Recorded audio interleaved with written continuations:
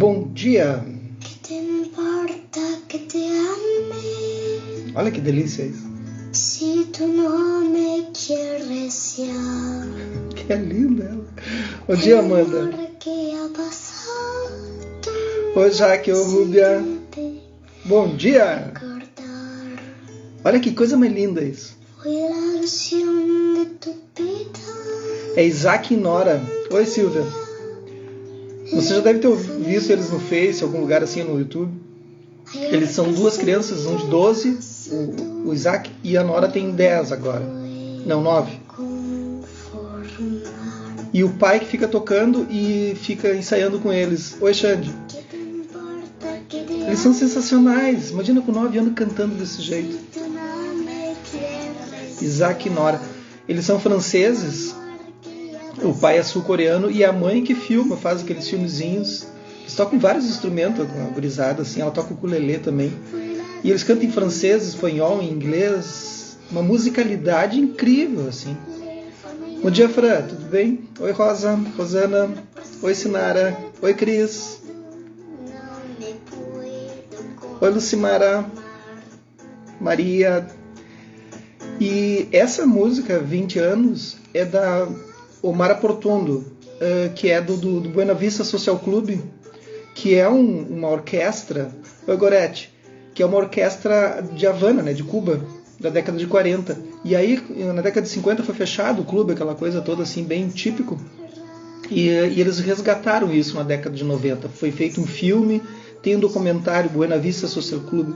Para quem não conhece as músicas cubanas, comece por Buena Vista Social Club, porque é um espetáculo, assim, ver a Portuondo cantando, é maravilhoso, assim, é a raiz da música cubana, né? Oi, Josinha, tudo bem? Então é isso. Isaac e Nora, procurem, tem aqui no Spotify, é maravilhoso, eu adoro eles. Então tá, feita a propaganda musical. Depois eu digo que horas é a missa, onde tem os melhores preços, qual o melhor supermercado para comprar. É aquelas rádio AM, né? Vou dizer as notas de falecimento, né? Aí os perrengues as brigas das vizinhas, e aí vai indo. Tá? Então tá. Então vamos lá. Então a gente está lendo A Caverna na Neve, editora Lúcida Letra. E então a vida da Tenzin Palmo, certo? Jetsuma Tenzin Palmo. Não vamos esquecer do título dela. Jetsuma. Tenzin Palmo pode ter tido um indulto, mas a morte... Lembro que ontem, então, ela contou que ela estava... Foi aquele maior perrengue que ela passou na vida, assim, né? Que ela foi soterrada pela neve, mas não foi só ela. Toda a vila, né, de La Rue foi soterrada. Contou toda a história, para quem não acompanhou ontem. Então, ela foi soterrada completamente. E por 7 dias ela ficou naquilo, assim, né? E a cidadezinha que tinha embaixo, no vale ali, foi toda, então, arrasada. Ela conta isso, né? Então, para quem não viu, vê o vídeo de ontem, assim, ouve o vídeo de ontem, que tá tudo ali. Tenzin Palmo pode ter tido um indulto, mas a morte, como Buda apontou, estava por todo seu redor. Então agora uma notícia triste, e que pode ser que algumas pessoas fiquem chocadas, assim, chocadas no sentido de tristes mesmo. Não foi chocadas, não era a palavra que eu queria usar. Lee Perry, a mãe, né, otimista, ela mesma uma buscadora espiritual, faleceu em 1985, sem que a filha soubesse. Foi um alto preço a pagar pela aspiração espiritual. Tenzin Palmo tinha recebido uma carta vários meses antes, informando que Lee estava muito doente, com câncer, e solicitando volte para casa. Mas Tenzin Palmo já havia começado o retiro de 3 anos, e nada poderia ou iria quebrá-lo. Era a condição. Eu escrevi de volta explicando por que não poderia ir. Foi a carta mais difícil que já escrevi. Mesmo que eu tivesse câncer, não poderia ter saído daquela caverna, explicou. E é isso, né? Um retiro de 3 anos é um retiro complexo, gente.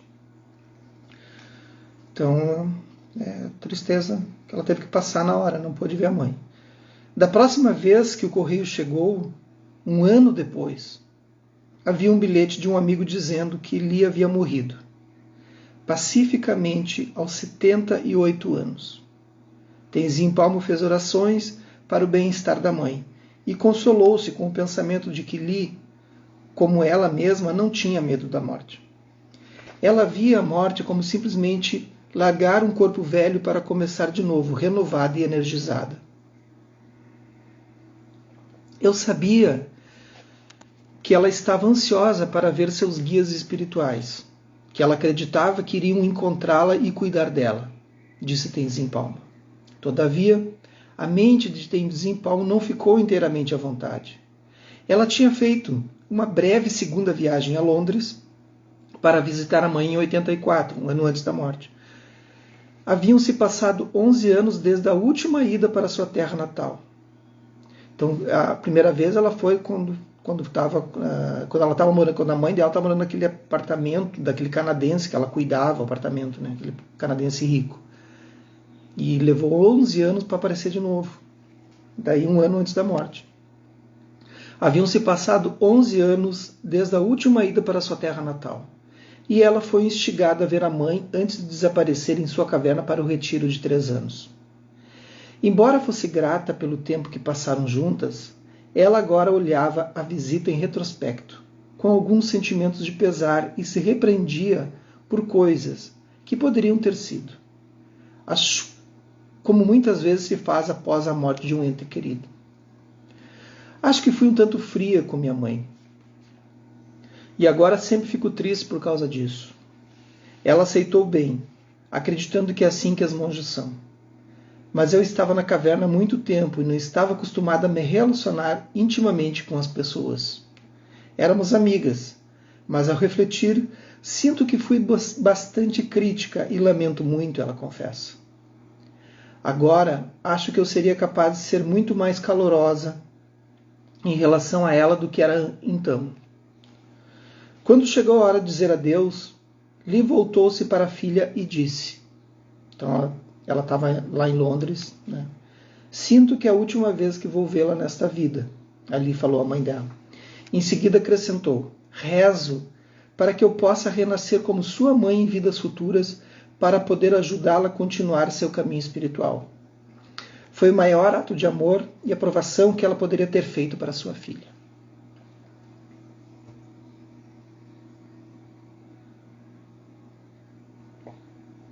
Então é isso.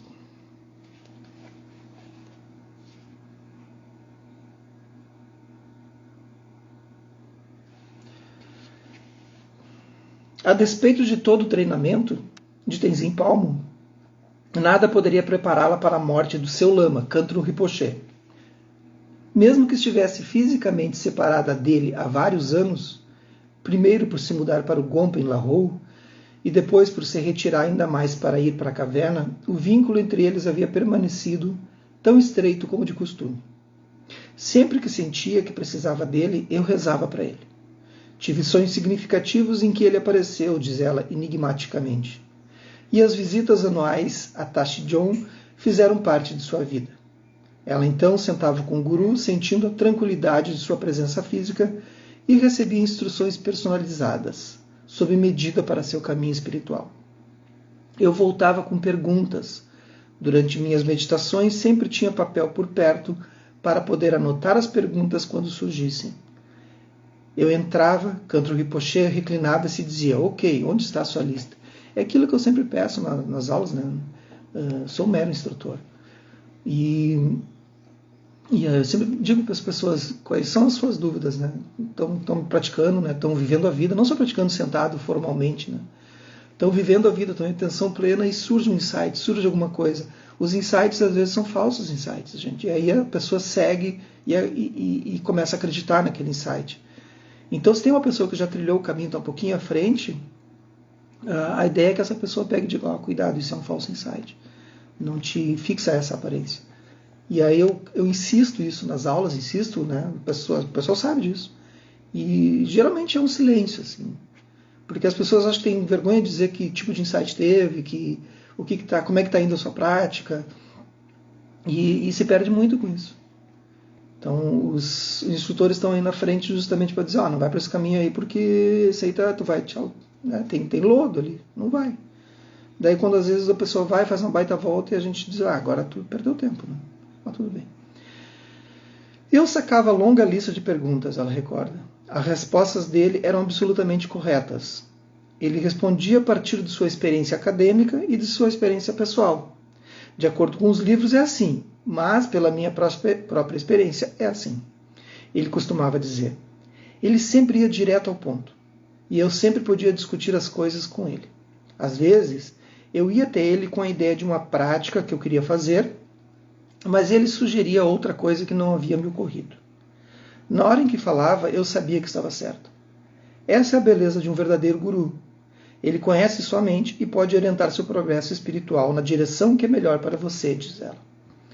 Foi em 1981, quando estava no Nepal, recebendo alguns ensinamentos e lentamente fazendo o trajeto para o Butão para se encontrar com Khenpo Rinpoche, que ela recebeu a notícia. Um dia, fui convocada ao mosteiro. Pensei que tivesse sendo chamada para um ensinamento especial ou coisa assim. No caminho, encontrei uma pessoa que disse, você está muito feliz, não deve estar sabendo. E então me contou. Quase desmaiei. Foi horrível. Absolutamente devastador. Seu mundo desmoronou.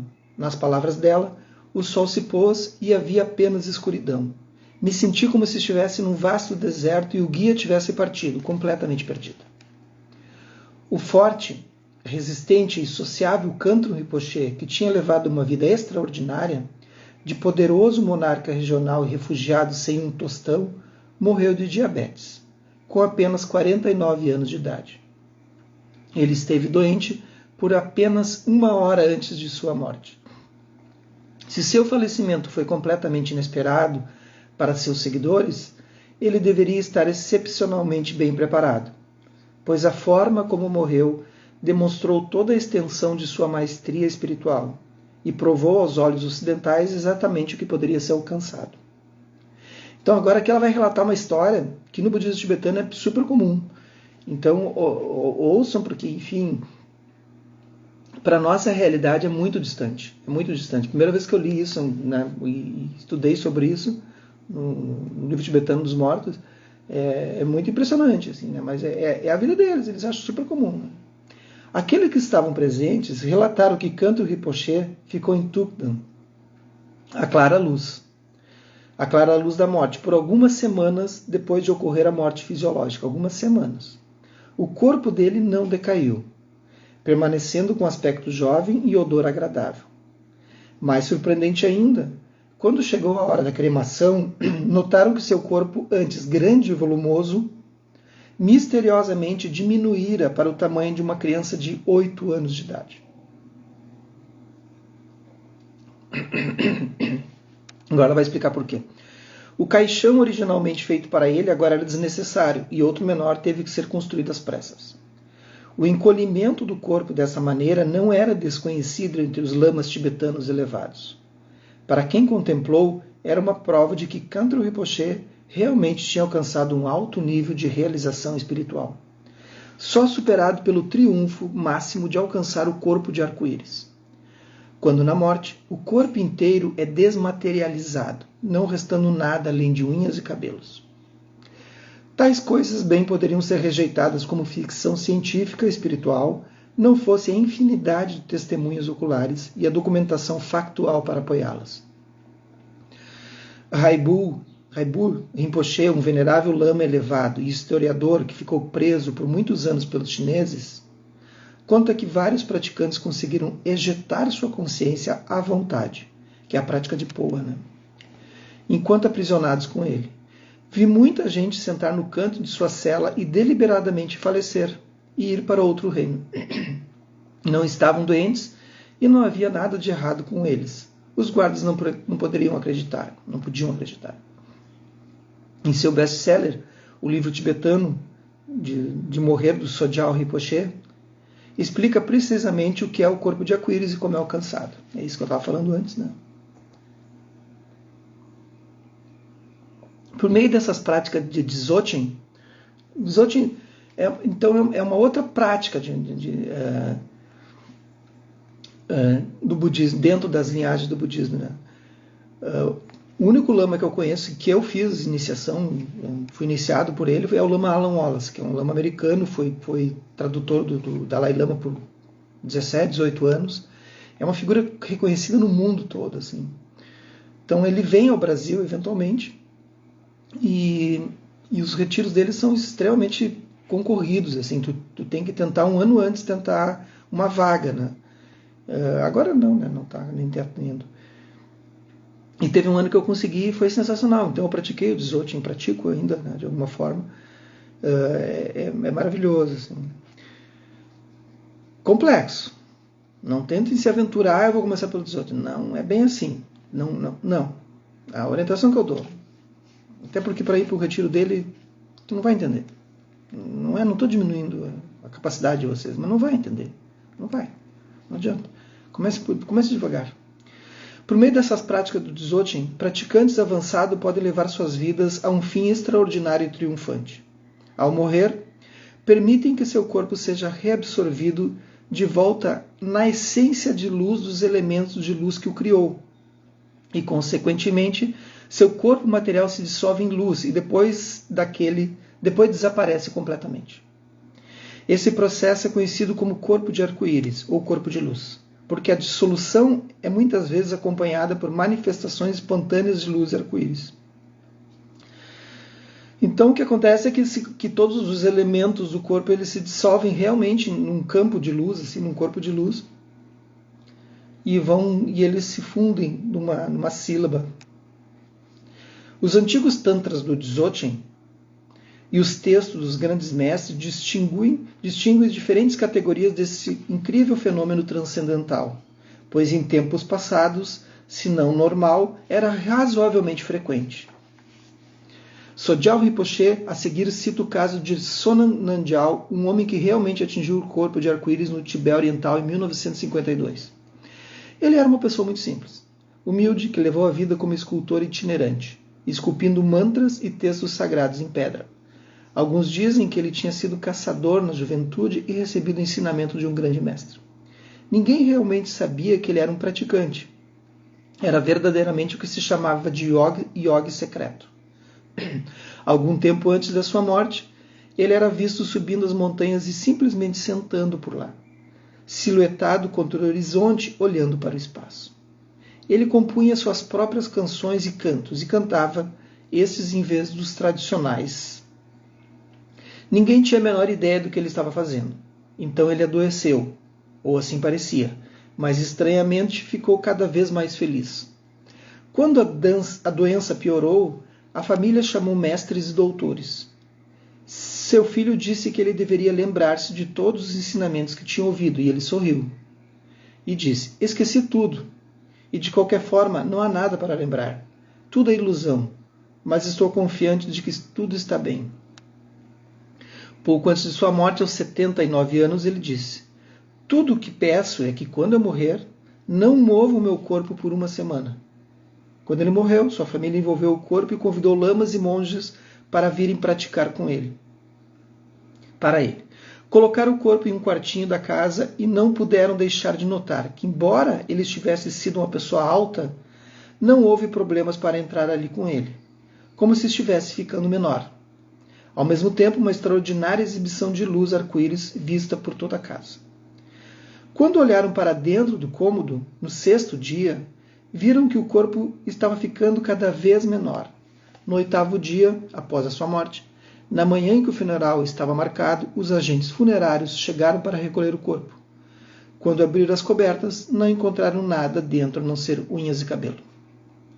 Meu mestre Jamyang Khyentse pediu que esses fossem levados a ele e verificou que se tratava de um corpo de arco-íris. Então isso é aquilo, gente. A gente não conhece todos os mundos, né, os povos. Eu penso assim, imagina dentro da Amazônia que deve ter povos assim com conhecimentos ancestrais e fazendo coisas que a gente nem imagina. Então a gente observa e diz, bueno, né? Não acredita em Bucha, mas pelo que azar, né? Então, né, A gente tem que observar. Tenzin Palmo tinha suas próprias histórias. É bem sabido que o corpo do terceiro Kantro Rinpoche encolheu para 45 centímetros, diz ela. Não é um corpo de arco-íris de primeira classe, em que tudo desaparece, mas é muito bom. Na verdade, estes feitos podem ser alcançados até mesmo por ocidentais. Um lama chamado Kuno Rinpoche contou que uma vez no Kan apareceram um arco-íris acima do mosteiro. Na época, havia um norte-americano hospedado lá e ele apressou-se para buscá-lo e mostrar o fantástico show de luzes que estava aparecendo no céu. Quando abriu a porta do norte-americano, não encontrou nada, exceto as roupas dele, suas unhas e cabelo. Dizem que muitas vezes acontece assim com gente aparentemente normal, como o velho Norbu ali da rua, que ninguém sabe se é um praticante realizado. Mas em 1981, Tenzin Palmo foi envolvida no drama da morte de seu próprio guru e da fascinante série de eventos que viriam a seguir. Imediatamente após ouvir a notícia, ela entrou em retiro, mas saiu para retornar a Tassijon para a cremação. A ocasião está gravada profundamente na mente dela. Foi um momento incrível. Havia aquele sentimento muito forte de estar junto e compartilhar. O clima havia ficado extremamente chuvoso e nublado, e na noite anterior à cremação houve uma tempestade formidável. Estavam construindo uma bela estupa, que é aqueles relicários funerários, né? E pensei que tudo viria abaixo com a água. Todas as bandeiras ficariam encharcadas, além da madeira para a pira funerária. Mas a manhã do funeral raiou incrivelmente clara. O céu estava azul translúcido e tudo parecia lavado e limpo. Não havia absolutamente nada de errado. Foi maravilhoso. Curiosamente, no dia seguinte, nublou de novo e começou a derramar chuva. Os restos de Kantro Rinpoche foram devidamente colocados na estupa, erguida ao lado do templo que ele tinha projetado e ajudado a construir com suas próprias mãos. Era uma estrutura alta, impressionante, branco cintilante, construída de acordo com as leis da geometria, sagrada e contendo uma janelinha de vidro atrás, da qual colocou-se uma estátua do Buda. Estranhamente, uma semente de bode da árvore plantou-se por trás do vidro. E ao longo dos anos, uma árvore bode forçou seu caminho para fora do centro do receptáculo. Ela cresceu do coração do Buda. Ninguém sabia como foi parar ali, nem como cresceu sem qualquer tipo de solo. Coincidência, talvez. Para os crentes, no entanto, foi mais uma evidência do estado desperto da mente de Kantro Rinpoche. De acordo com a lei do Bodhisattva, que são os mestres, já expliquei que é o Bodhisattva, né? Mestres do calibre de Kantro Rinpoche não ficam longe por muito tempo. Assim, imediatamente após a cremação, os discípulos começaram a procurar pistas sobre onde seu futuro renascimento poderia ser encontrado. Como batedores seguindo rastros, examinaram qualquer sinal que o oitavo Kantro Rinpoche pudesse ter deixado para trás, indicando em que direção ele planejava fazer sua reentrada neste mundo. Descobriram um poema que ele redigira pouco antes de falecer, e esquadrinhando-o, perceberam que os nomes de seus futuros pais estavam escondidos como anagramas no final de cada linha. Agora estavam quentes na trilha. Ao mesmo tempo, dois lamas eminentes, Dilgo Khyentse Rinpoche e o Karmapa, ambos extremamente chegados a Kantro Rinpoche, tiveram sonhos significativos. Tenzin Palmo retoma a história. O Karmapa é como o Dalai Lama, né, para essa linhagem. Tenzin Palmo retoma a história. Dilgo Rinpoche sonhou que estava subindo uma colina quando deparou com um templo de onde vinha a voz de Kantro Rinpoche. Ele entrou e encontrou monges lá dentro e Kantro Rinpoche sentado em um trono de ensinamento. Dilgo Khyentse Rinpoche foi até ele e disse: "O que está fazendo aqui? Você não deveria estar morto?" E Kantro Rinpoche respondeu: "Estou além do nascimento e da morte." Isso de o que está fazendo aqui é muito, muito incrível. Eu vou contar uma coisa, rapidinho. O que está fazendo aqui? Ele disse: "Você não deveria estar morto?" E Kantro Rinpoche respondeu: "Estou além do nascimento e da morte."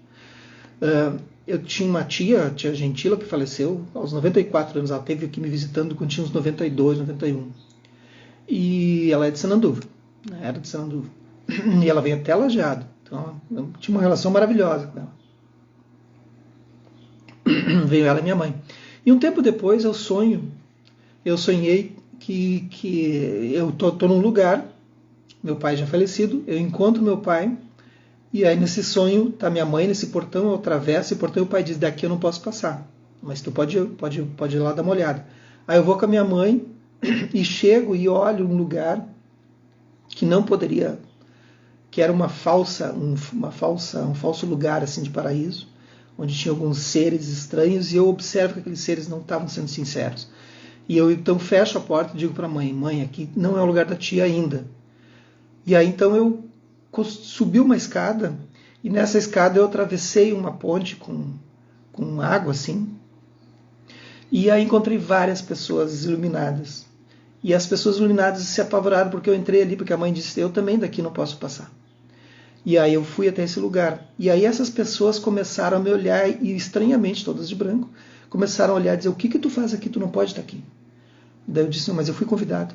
Eu vim olhar um lugar para uma pessoa, se esse é o lugar dela. Daí quando eu disse o nome, eles estavam esperando. Minha tia era extremamente religiosa. Ela passava o dia, não é assim uma vez, uma hora ou duas, o dia rezando o terço, o dia inteiro, 24 horas por dia, com o terço na mão, conversando contigo, rezando em italiano. Maravilhoso, assim. Um ser maravilhoso, um ser de luz, assim. E aí eu disse, não, eu vim verificar se esse é o lugar apropriado para ela. E aí quando eles souberam que era o nome dela, eles disseram, esse é o lugar. Aí então eu retornei, ele disse, agora tu tem que retornar, tu não pode ficar aqui. Então eu retornei, peguei minha moto. No outro dia, agora na vigília, fui a Passo Fundo, né, um tempo depois. Fui a Passo Fundo e avisei a mãe que em 3 meses, então a tia iria passar desse mundo para o outro. Então ela faleceu. E foi assim. Depois eu fui no funeral. Então essas coisas acontecem. O karma, aí então aqui, ó, o que está fazendo aqui? Você não deveria estar morto. E eu não estava morto, eu estava só verificando o local para minha tia, né? Porque, peraí um pouquinho, né? É assim. Digo que Khyentse Rinpoche então perguntou, por compaixão pelos seres, onde você escolheu renascer? E Kantro Rinpoche deu-lhe o nome dos seus pais. O Karmapa também recebeu o nome dos pais em um sonho. Eles também descobriram que o renascimento tivera lugar no berço do budismo, então eles estavam sacando onde é que ele ia nascer. O que significava, então, pais, na verdade, os pais que ele falava na carta, era a Índia, os pais é o nascimento do lugar. Né? Foi um alívio, pelo menos não era no Tibete, onde teria sido impossível procurar. No entanto, a Índia é um vasto país para se encontrar um bebezinho, ainda que especial. Pistas mais específicas eram necessárias. Finalmente, o Karmapa, em seu leito de morte em Chicago, deu a peça vital que faltava no quebra-cabeça. O nome do lugar onde Kantro Rinpoche tinha renascido, Bondila, em Arunachal Pradesh, uma aldeia himalaia perto do Butão. Embora fosse do outro lado da Índia, desde Tashi-Jon e do vale de Kangra, a descoberta do 9º Kantro Rinpoche estava muito próxima, relativamente falando. A criança foi encontrada, reconhecida e reintegrada ao Tashi-Jon, para assumir seus deveres espirituais de onde seu antecessor, ele mesmo, havia partido. Então eles pegam a criancinha, né, 1 ano, 2 anos, e vai para o mosteiro. É a cultura. O 9º Kantro Rinpoche era um menino quieto, tão introvertido e miúdo quanto o 8º Kantro Rinpoche, que faleceu, tinha sido grande e extrovertido. Na mente de Tenzin Palmo, ele ainda era o guru dela. A reencarnação do homem que ela amava muito profundamente. Ele tinha 3 anos quando ela o ouviu pela primeira vez. Ela foi para o encontro com alguma apreensão, ansiosa, de que a empatia que compartilhara com o antecessor não fosse a mesma. Então, tu imagina, o guru dela encontra uma reencarnação, tem que ir lá reconhecê-lo, né? É uma cultura, né? A gente fica impressionado com essas coisas. Eu estava com medo. Indagava o que ele pensaria dessa ocidental de aparência estranha. Pensei que ele provavelmente romperia em lágrimas. Ela admitiu. Não foi como ela tinha previsto. Entrei, comecei as prostrações e aquela criancinha começou a rir. Oh, vejam, essa é a minha monja. Ele desatou a falar. Lembram que quando ela conhece o Dalai Lama e o Kantro, Ele diz, essa é minha monja, né? Você é minha monja. Ele ficou tão animado. O monge atendente virou-se para ele e disse, sim, é sua monja, ela tem sido seu discípulo faz muito tempo. O jovem Kantro Rinpoche ria e sorria para mim e me deu os brinquedos dele. Passamos a manhã inteira brincando e correndo juntos. O monge disse que tal comportamento era muito incomum, pois ele, em geral, era muito tímido e retraído com estranhos. Se o jovem Tulku, que é o nome dado aos renascidos, né, reconhecidos, reconheceu sua monja instantaneamente, Tenzin Palmo teve que procurar um pouco mais para encontrar semelhanças com o antigo Kantro Rinpoche. Ele é e não é como o antigo Kantro Rinpoche. Para começar, é muito mais jovem do que eu, enquanto o outro era como um pai para mim. Então é um tipo diferente de relacionamento. Também me contaram que o Kantro Rinpoche anterior tinha sido um verdadeiro terror quando criança, enquanto este é muito doce, gentil e delicado. Mas ele olha para mim direto através dos meus olhos, exatamente como o outro Rinpoche fazia, certas vezes durante minutos. E às vezes, quando estou com ele, sem pensar em nada particular, essa devoção incrível brota do fundo do meu coração. É tão forte e espontânea que rompo em lágrimas. Mas a memória do amado Kantro Rinpoche ainda estava fresca em sua mente. Ela correu de volta para sua caverna, ainda mais decidida a continuar com sua busca. Eu senti que a única coisa que eu realmente poderia fazer para retribuir meu lama gentil era praticar, praticar, praticar, disse ela. É isso aí. É o que a gente pode fazer. Praticar. Mais nada. Então amanhã, 10º capítulo, a Yogi. Yogini. A Yogi. Tá bem, gente? Bom, só domingo. A gente ouviu aí Isaac e Nora. Procurei depois. É uma música 20 anos. Vamos botar de novo. 20 anos. É bem bonitinha. Vamos ver. São maravilhosas. Que te importa que te ame? Que linda, né? 9 anos. Si tu no me quieres ya. Olha só. É uma delícia. Então, tá. Que os méritos desse nosso encontro, dessa nossa prática, se expandam e toquem a todos. E que nós possamos nos tornar o caminho iluminado. Um bom dia a vocês, um bom domingo.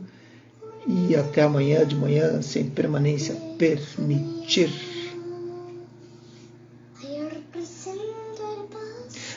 Logo tem yoga. E Amanda, faz o teu comercial aí. Que horas é o yoga? Yoga no Insta da Amanda. Às... não sei que horas. Vamos ver aqui quem é que fala. Tem yoga online. Vamos ver se o pessoal avisa aí que horas é o yoga.